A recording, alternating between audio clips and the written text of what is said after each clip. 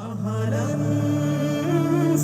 بالله من الشيطان الرجيم بسم الله الرحمن الرحيم يا أيها الذين آمنوا كتب عليكم الصيام كما كتب على الذين من قبلكم لعلكم تتقون হে ইমানদারগণ, তোমাদের উপর সিয়াম ফরজ করা হয়েছে যেমনইভাবে ফরজ করা হয়েছে তোমাদের পূর্ববর্তীদের উপর, যাতে করে তোমরা তাকওয়া অর্জন করতে পারো। প্রিয় ছাত্র সমাজ, দেশে এবং প্রবাসে অবস্থানরত ভাই ও বোনেরা, আসসালামু আলাইকুম ওয়া রাহমাতুল্লাহি ওয়া বারাকাতুহু। অপরন্ত রহমত, বরকত ও নাজাতের বার্তা নিয়ে আমাদের মাঝে সমাগত হয়েছে পবিত্র মাহে রমাদান। আহলান সাহলান মাহে রমাদান। এ মাসে প্রত্যেক মুমিনের হৃদয়ে বয়ে যায় আধ্যাত্মিকতা ও শান্তির জান্নাতি পরশ।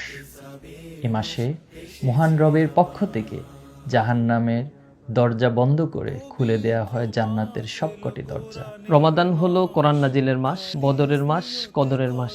রমাদান হলো নৈতিকতা ও আধ্যাত্মিকতার এক পবিত্র অনুভূতির নাম। রমাদান হলো তাকওয়ার শক্তি অর্জন ও নিজেকে আল্লাহর রঙে রঙিন করার এক সুবর্ণ সুযোগ। এই মাসে আল্লাহ রাব্বুল আলামিন আমাদের সকল গুনাহগাতাগুলো মাফ করে দেন। রাসূল করিম সাল্লাল্লাহু আলাইহি সাল্লাম বলেছেন, মান সামা রমাদানা ঈমানান ওয়া ইহতিসাবান গুফিরা লাহু মা তাকদ্দামা মিন যামবি। যে ব্যক্তি ঈমান এবং ইহতিসাবের সাথে পবিত্র মাহে রমজানের রোজা পালন করবে, আল্লাহ রাব্বুল আলামিন তার পূর্বের এবং পরের সকল গুনাহগাতা মাফ করে দিবেন।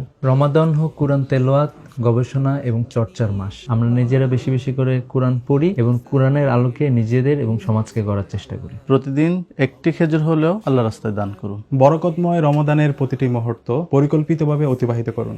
আসুন রমাদানের শিক্ষাকে কাজে লাগিয়ে নিজের জীবনে তাকওয়া গড়ে তুলি, ব্যক্তির পাশাপাশি পরিবার, সমাজ, রাষ্ট্রে তাকওয়ার সুন্দর পরিবেশ গড়ে তুলি। এবারের রমাদান হোক আমাদের জীবনের শ্রেষ্ঠ রমাদান। আমিন।